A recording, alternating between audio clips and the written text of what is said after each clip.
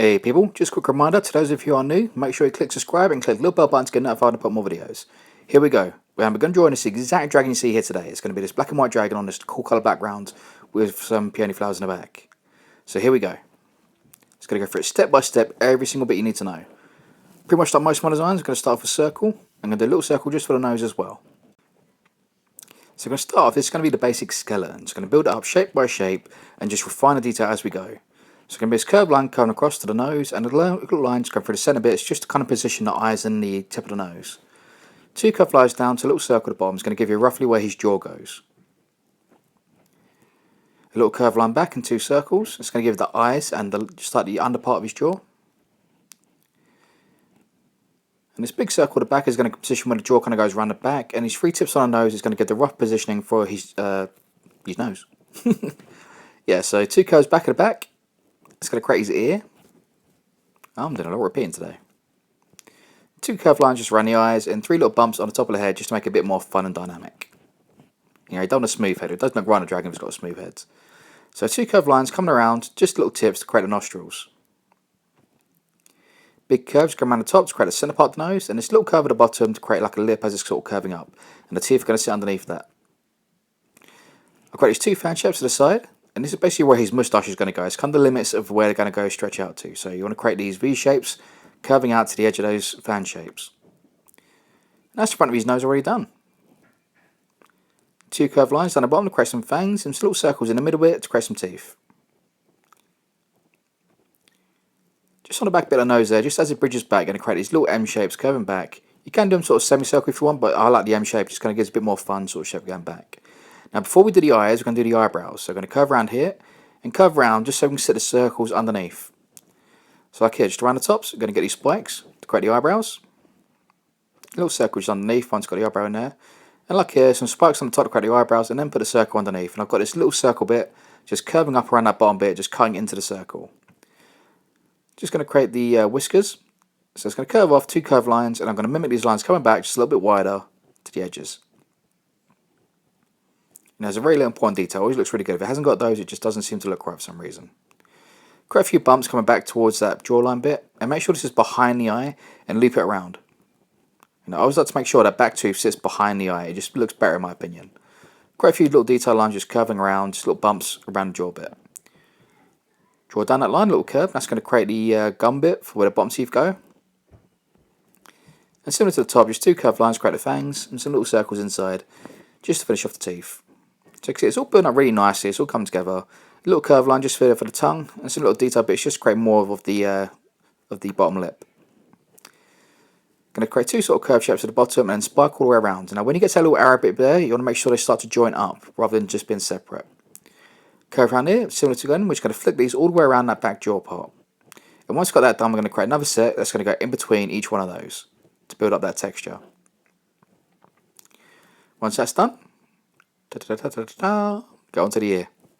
Now you just want to make it really bumpy, really nice as it curves outwards, and make sure it sits fairly low. You want quite a bit of head showing, going back to the horns. So going over that detail we've done, so those curved lines are making it really nice and bumpy, so it's got a lot of texture there.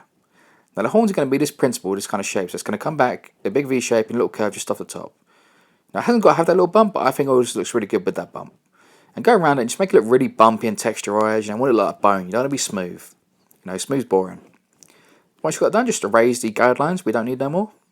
The guidelines? The guidelines. Guidelines. Now we're going to start with the body. And like usual, I'm going to start making these sausage shapes to put it up. And I'm going to kind of overlap and make it really interesting, bump out. And I'm going to do my best to make sure nothing kind of sits parallel. So nothing's on the same line level. Either vertical or horizontal. So curving around here, so the body goes around, loops around, comes around the other side. And it's going to curve back up and go to the tail at the end. So that's what it looks like with no arms and no legs. And this is what it's going to look like with some arms and legs. So in the big circle, little circle, two lines. That's basically his arm, his elbow, and down to his forearm part. Now I've got a whole tutorial on how to draw dragon claws. I'm going to use the exact same principles that I preach. So it's going to curve around there, draw the details in. Like I say, if you want to see more, I'm going to have a little link just at the top where you can click onto it and see the full detail tutorial on how to draw the claws. So I've got the other one on the other hand, just on the other side. And very similar to how I've done the arm, I'm going to be very similar to how I did his leg. So it's going to sort of really be stretched out, kicking to the side. And kind of like he's doing a big cry kick to the side. So it's in there, so the big circle, 2 lines going down to the foot. Now we've got that done, I'm going to go up to the body. So I'm going to draw these like repeating circles very close together, fitting inside his body shape. So the circle touches each side of the body. And once you've got that, it gives you a really good guidelines. You can curve off those circles to make the body shape, the belly. So just go around, curving it off on the side, creating an underbelly. I'm going to do the same thing, curving around, pretty much the rest of the body as well. Now, there's not going to be too much belly on show, so I'm going to maybe get the bottom part just here. And I've had these spikes, these little loops, kind of round, and it's going to go down where I perceive the centre of his back to be. So marking these little lines here, it's going to be the flame lines, so just roughly sort of aiming it off to the right hand side. And once you've got it done, just bring them around, similar to how we've done his moustache, kind of curve around his whiskers, and go them to the edge. So you just widen them up a little bit.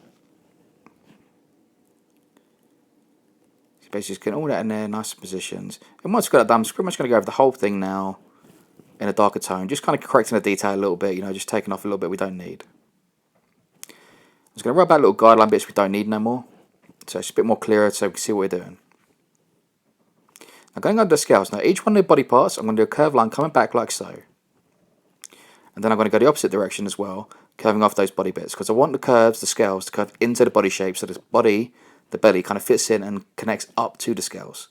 So looping around inside each one of those sections, each one of the diamond shapes, you want to create a semicircle. And it's going to link up just like so. And we can mimic this and do this the whole way through the rest of the body. So curving around here, just do the same thing. Diagonal lines curving across one way, the other way, and those little diamond shapes which give you the perfect positioning to put a semicircle curve in and connect it up.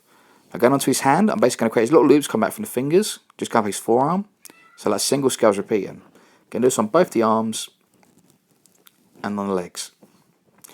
Now you can only see a little bit of the knee, so you can't see both legs. You can see one leg completely, but you can't really see the other one. Now once you've got that, I'm going to go over my pen work now, so just make it all nice and shiny, all nice and proper, all nice and neat. And once you've got this stage, I'm going to add some little extra detail. So just get a really thin line and just come around, add some little extra bits just here and there, any way you think you might need it. Now this is completely up to you, it's personal preference. And I'm going to colour it in. Now as I said, it's going to be black and grey, so I'm going to come in with a grey tone over the face, a little bit darkness just behind the eyes, nothing too much. I want it to kind of feel like it's sort of semi-painted. So it's like, much lighter version. Only a little dark just where I have to, like underneath the mouth. I've got the scales in here, and I've done a black and grey, but ignore the black because I then switched to a bit of a light grey tone. So just put that the whole way through, leaving the 2 side scales that lighter sort of grey than what the other part is.